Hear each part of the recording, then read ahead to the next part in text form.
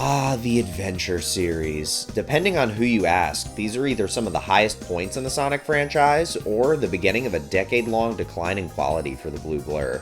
If you've seen my channel before, you know I love these games, but I can't help but wonder if that's a nuanced and well-thought-out opinion, or if I simply have nostalgia goggles nailed to my face.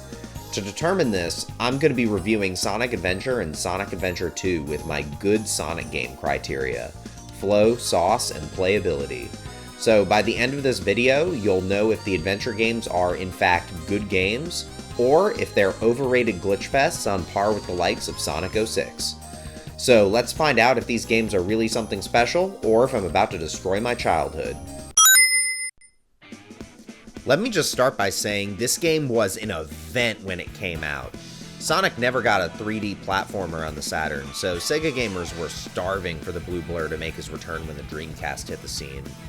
At the time, too, it was quite technically impressive, and on paper, it looked like it might be the best platformer on the market. At its release, it was received quite well, but as time went on and the novelty wore off, the cracks began to show.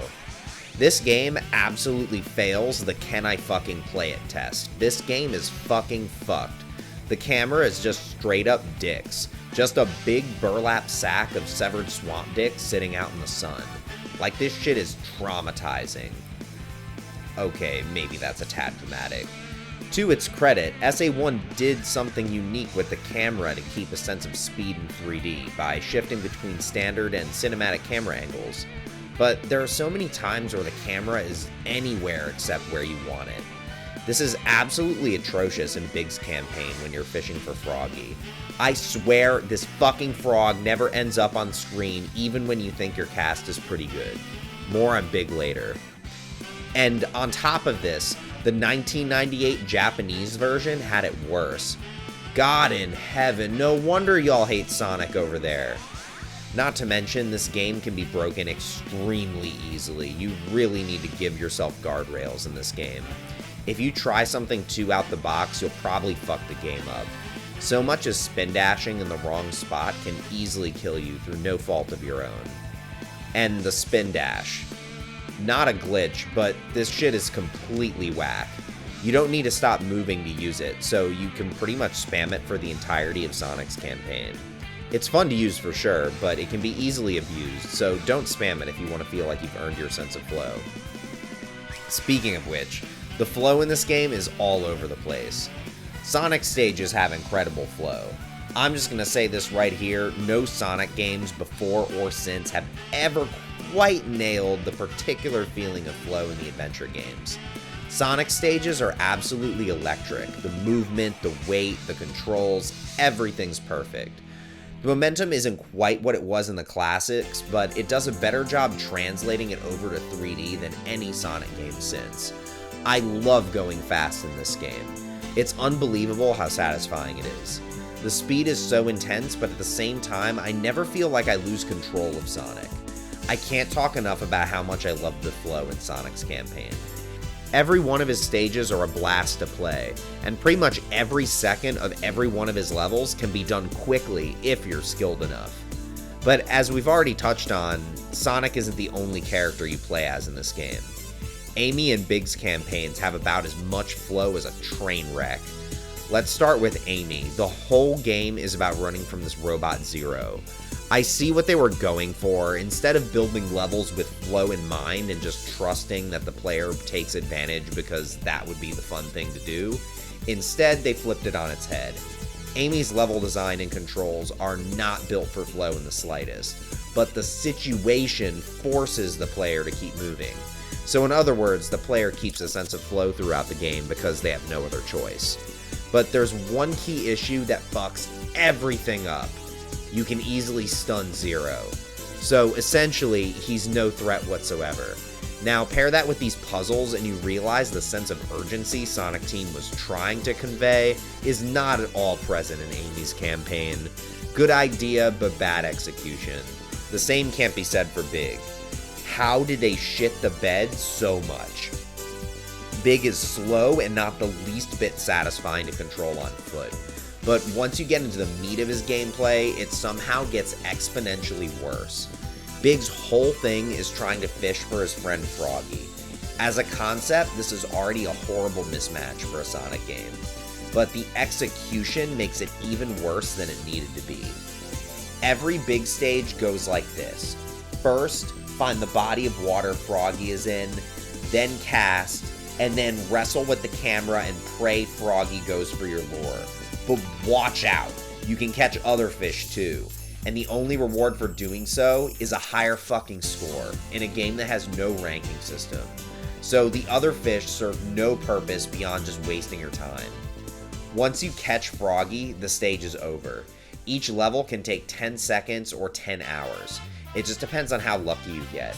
Getting stuck in one of these levels is absolute torture, like it's a straight up human rights violation.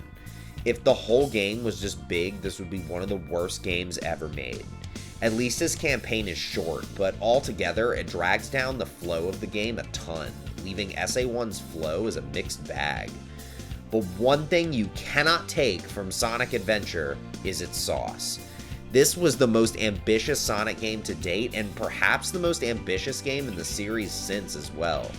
Sonic Adventure had so many templates it could have borrowed from the 5th generation, such as Mario 64, Crash, Spyro, Banjo-Kazooie.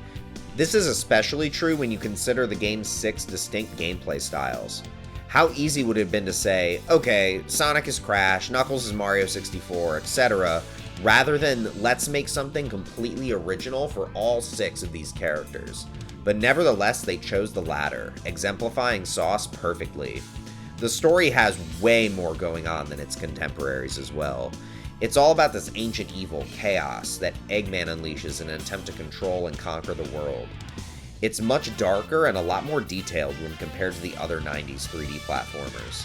Not only this, but the story unfolds across 6 characters, so it's not told in a linear fashion like one would expect from a 3D platformer, especially from this era. I'm not going to spend a lot of time summarizing the story here, because if you found this video, I'm sure you know the gist of it, but just know it's ambitious, which can pretty much summarize this game in general. Those who follow my channel know I'm in the camp that loves the hubs in this game, primarily because they make the zones of Sonic Adventure feel like they're part of a larger world rather than a bunch of isolated obstacle courses. Not to mention the hidden move upgrades, people to talk to, and hidden Chow eggs and Chow gardens. Yup, this is the first game to feature a Chow garden, probably the sauciest concept in the history of the franchise, simply because it's such a wild deviation from the main game that somehow still works. You essentially collect animals in the main game to power up your Chow to compete in races. Different animals have different stats, so there's a lot of strategy involved. It's surprisingly deep for a virtual pet sim glued to a Sonic game. It also plays into Sonic's replayable nature well. Again, Sonic Adventure features a lot of different gameplay styles, some that work and some that don't. But if you play the Chow Garden, you can choose which levels you replay to get more animals. So if you hate Amy and Big's campaigns like I do, then you won't be coming back to these stages. You'll instead play more of the stages you like. This means people who play the Chow Garden spend substantially more time as the fun characters in their favorite levels, diluting the frustrating time spent as Amy and Big. Now, personally, I'm not too interested in the Chow Garden these days. I find myself getting bored pretty quick. But as a kid, I had a lot of fun here. And they played a big part in my wife getting into Sonic, so there's something to be said about their ability to attract people to this game who wouldn't normally be the target demographic for Sonic titles. And most importantly, they contribute to the strangely magical aura Sonic Adventure has. Everything about it just has this surreal, dreamlike feel to it. It's colorful, imaginative, spectacular, but paradoxically grounded in reality on some level. Beaches, Mayan ruins, sprawling cityscapes, they're all things that would be at home in the real world, but have been injected with color and spectacle in a way that make them feel distinctly Sonic at the same time. And not just visually. This game has the best soundtrack in the series, with a close second being Sonic 06 of all things. Namely because it's the perfect blend of catchy and thematic. Every track feels perfectly paired to the environments and situations they represent. And it's so diverse. You have jazzy tracks, electronic tracks, rock tracks. There's something for everyone in the SA1 soundtrack. You can really tell Sonic Team wanted this game to not only be a system seller, but an experience that defined an entire console generations like the Genesis games, maybe even more so. Did they succeed? Probably not, partially due to this game's other issues and partially because the whole gaming industry shifted in a different direction entirely. But you get what I mean. They made a game that takes a lot of risks, but as a result, it's still worth talking about over 20 years later. Too Long Didn't Watch, Sonic Adventure is the sauciest game in the franchise, even more so than SA2 for reasons I'll explain later. But just because a Sonic game is saucy doesn't mean it's a good game. How would I rank SA1 on, say, a tier list? Well, it definitely gets an S rank for sauce, that's for sure. As far as playability goes, I would probably give it a D. Reason being, the glitches and camera issues are bad, but the control is spectacular for most characters, so it has that going for it. This isn't a case where the jank ruins the whole game for me, like Sonic 06 or Sonic Heroes for instance. But flow is where it gets complicated. So my breakdown on flow is going to get really detailed and involve a lot of math. Reason being, I feel most people treat each character like they're either all good or all bad when it comes to flow concepts like pacing and spectacle, but most characters have their moments. If you don't care how I came to my rating for flow, skip to the timestamp on screen. Sonic's stages earn an S for flow, don't feel like I need to explain that. Tails also gets an S for flow. He's a blast to play and controls great. I love whipping through the air and risking it all to find shortcuts. Knuckles gets a B. He controls great, but his gameplay involves finding pieces of the Master Emerald using this radar at the bottom of the screen. So there are going to be times where you need to stop moving to sort out where one is. That being said, the radar is very precise. It uses a large gradient of colors to tell you exactly how far you are from an emerald piece, and it displays all three pieces at once, so oftentimes as you're finding one emerald, you already have some idea where the next one is relative to you. You really just need to fly across the level real quick to get a sense of where your objectives are at, so it's about as much flow as you can have in a gameplay style like this. Gamma gets an A. Now, a lot of you might not be expecting that, but just look at this.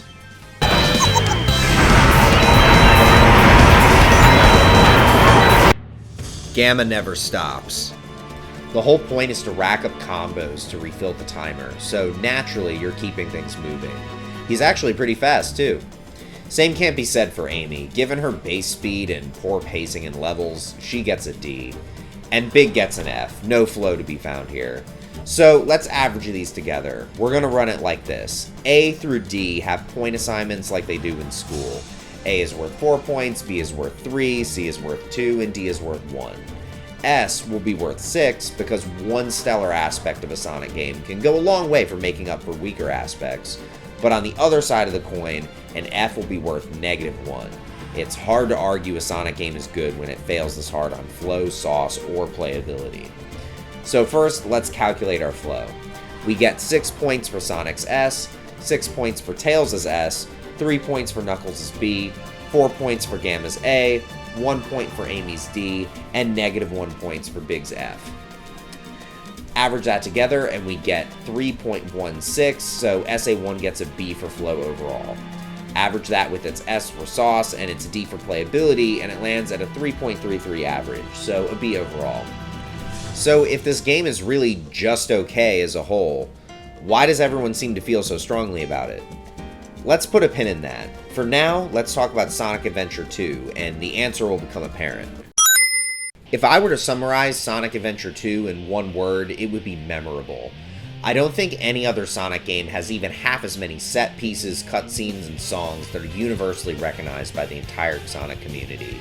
City Escape, Live and Learn, the Eclipse Cannon, the goofy voice lines, the Knuckles raps, also Shadow the fucking Hedgehog. This is like taking candy from a baby, which is fine by me. Yeah, this is the first appearance of Edgy the Hedgie. He was supposed to be a one-off character for SA2, but that sure didn't happen. The fact that you can play as the villains in this game is quite memorable. Apart from Shadow 05, the Sonic series doesn't give the player many opportunities to be the bad guy, so saucy choice there. This is also the game that made the Chow Garden. When people talk about how much they love the Chow Garden, they're usually talking about this game.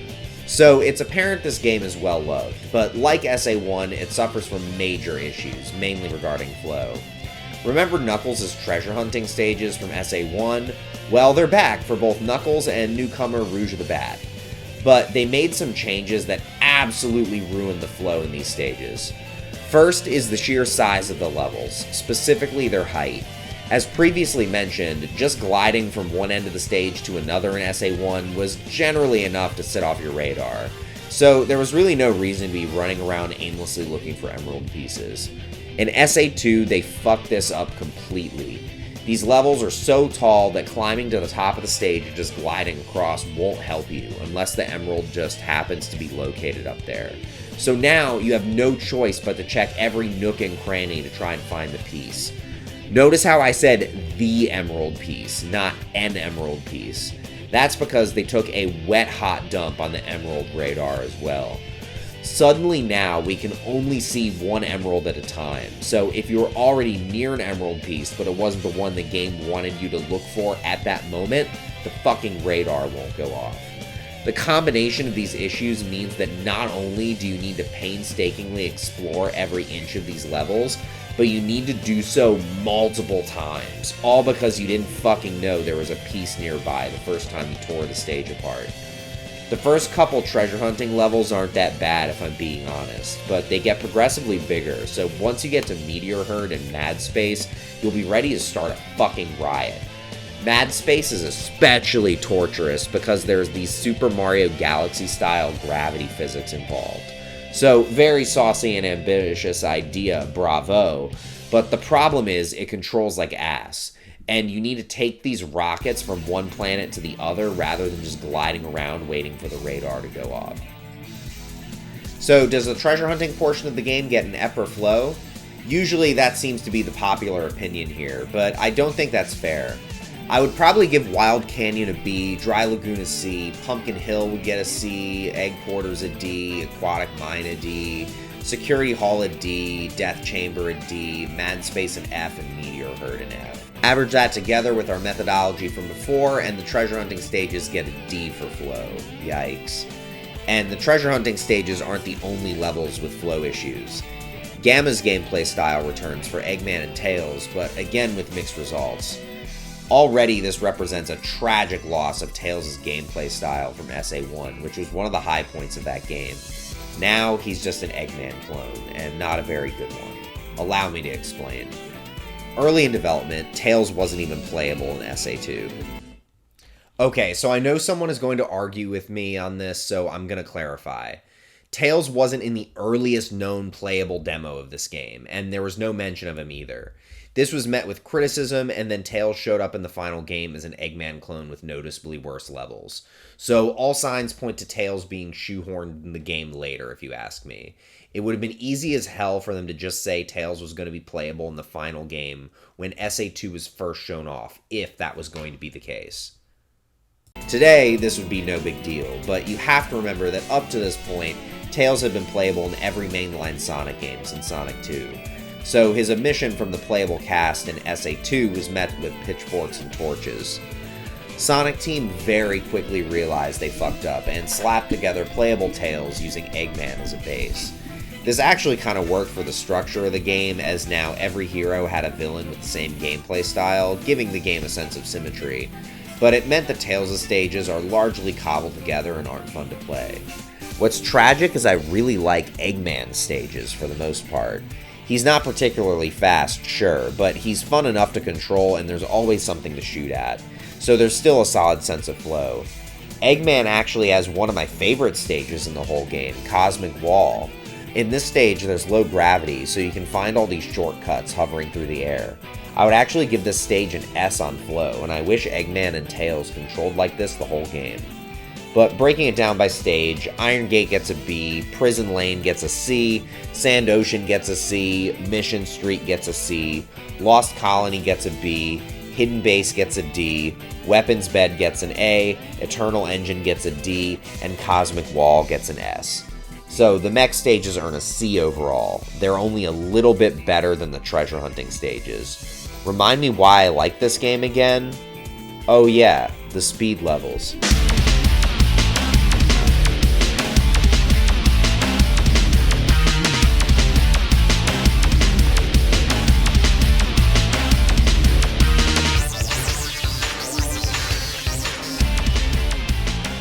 Pure ecstasy. Sonic and Shadow's stages nail flow in a way no other Sonic game has before or since. It's the most consistent speed you'll get in an official 3D Sonic game without a boost button. This is the first game in the franchise that featured rail grinding, and it's used to amazing effect in SA2 in particular. For one, there's actually physics involved in rail grinding. Rails don't just trigger an automated sequence like modern Sonic.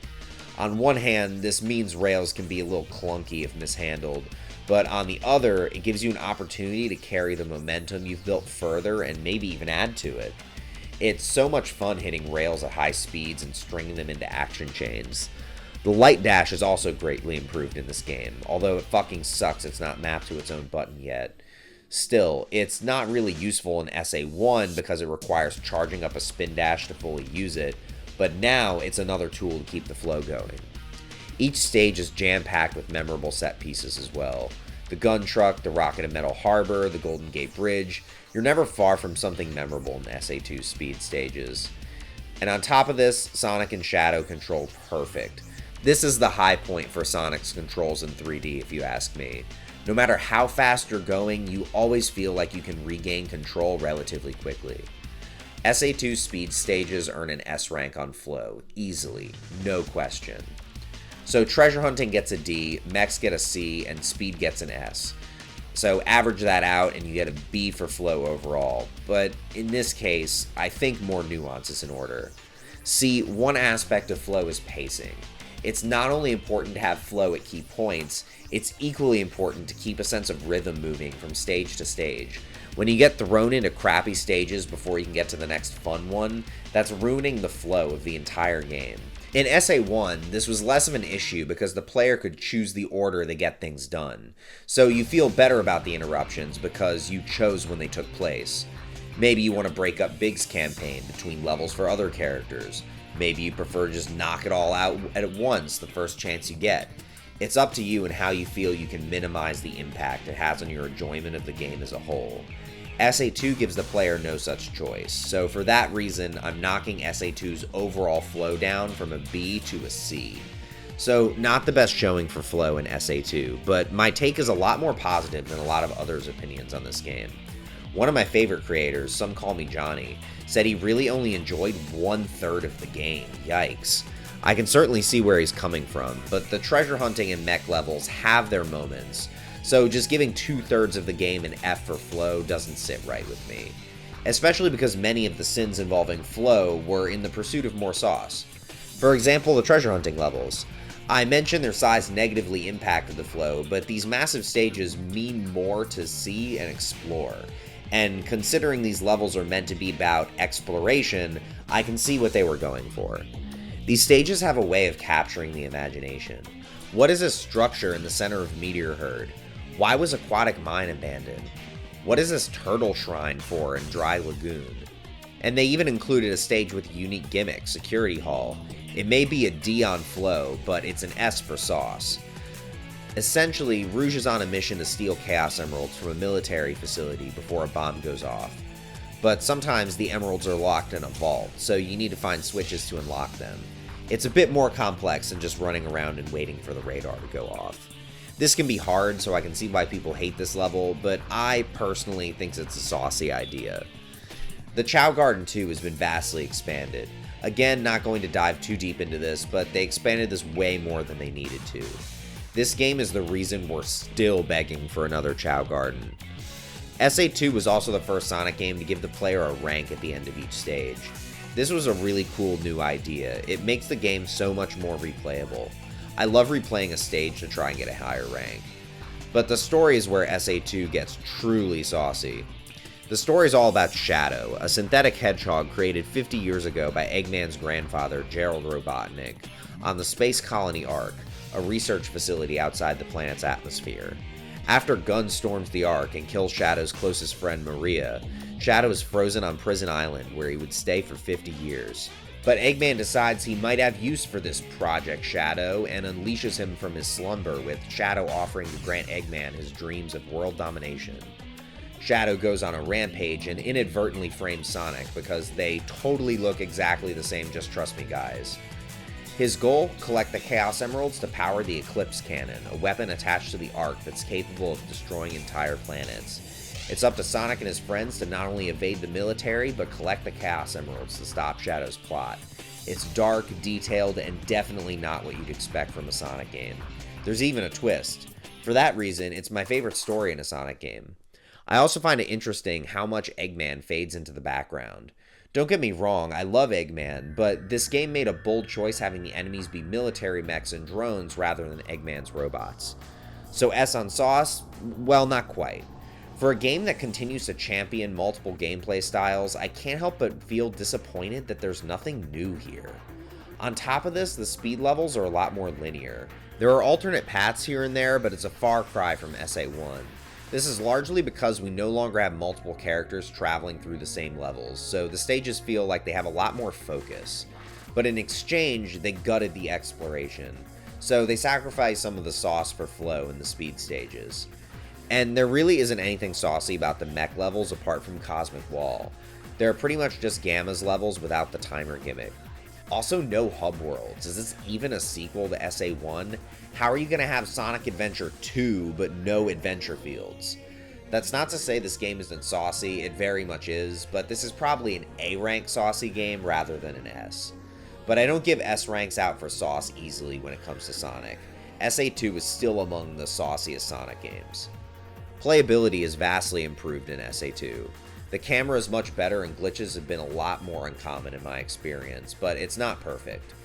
The only major issue is everything but jumping being mapped to the B button. Glad Unleashed put the nail in that coffin.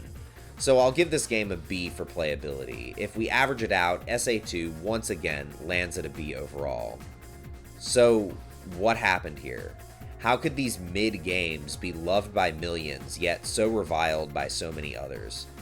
Is it just nostalgic people versus others who are tired of hearing about these games? That may very well be a piece of the equation, but I don't think that this is the core of the issue. Sonic Adventure and Sonic Adventure 2 are bad Mario games. Hear me out. So Sonic's values are flow, sauce, and playability, right? If the game has those things, it fucks, and if it doesn't, it sucks. When you decide if you like any video game, you're subconsciously comparing it to the expectations you set for it. Mario and Sonic are of course similar in many ways, but you expect very different things from them. In the case of Mario, I'm expecting 3 things. 1, control. Mario pioneered momentum-based controls and continues to be an industry trendsetter in this regard. Mario always seems to be just the right weight with the perfect bounce. The player can land pixel-perfect jumps intuitively. No one needs to show you how to play Mario, it just feels right. 2, cheery vibes. You know what I'm talking about. I want to have a big old smile on my face while I'm playing Mario. Be that from the power-ups, the enemies, or the level. Mario games should be good, upbeat fun, start to finish. And it should never be dark, depressing, or edgy. That just isn't Mario's jam. And 3, polish. Nintendo as a whole is known for polish. Try to go out of bounds or break their games, and more likely than not, the devs have left some coins there to applaud your creativity. Not to mention, there usually aren't many bugs in a Mario game. Again, bugs in Mario are usually things that you'd have to go out of your way to activate. I expect a lot more out of Mario than Sonic in this regard. When Nintendo releases a Mario game without polish, people really notice. Take, for example, Super Mario Sunshine. That's like their Sonic 06. They're eating good over at Camp Mario. My point is, Mario has a reputation for being polished, as well as for having tight controls and a joyful aura from beginning to end. Mario also has license to be a bit more basic in my view. I mean, Mario is the father of platforming. Usually when we complain about a platformer being basic, it's because it's simply imitating Mario. Mario is known for the basics. He invented them. So if the latest Mario game is just a fun platformer with cool power-ups where you play as a guy that jumps on things, I'm not going to be mad at that. Sonic 1, 2, 3, and Knuckles all score well under Mario's expectations, but the adventure games were the first that did not. SA1 barely works, and SA2 is quite sloppy at points. I wouldn't call them polished games.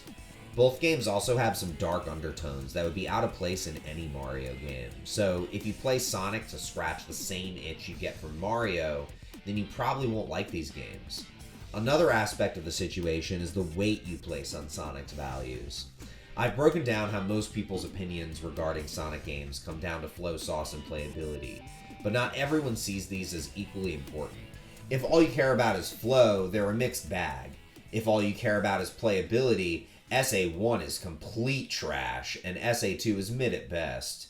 But if all you care about is sauce, suddenly these might just be the best Sonic games ever made. Sonic Adventure 1 and 2 are must-play games with some horrendous issues. At one point, you're locked in on that flow state, having the time of your life, and the next you're in mad space.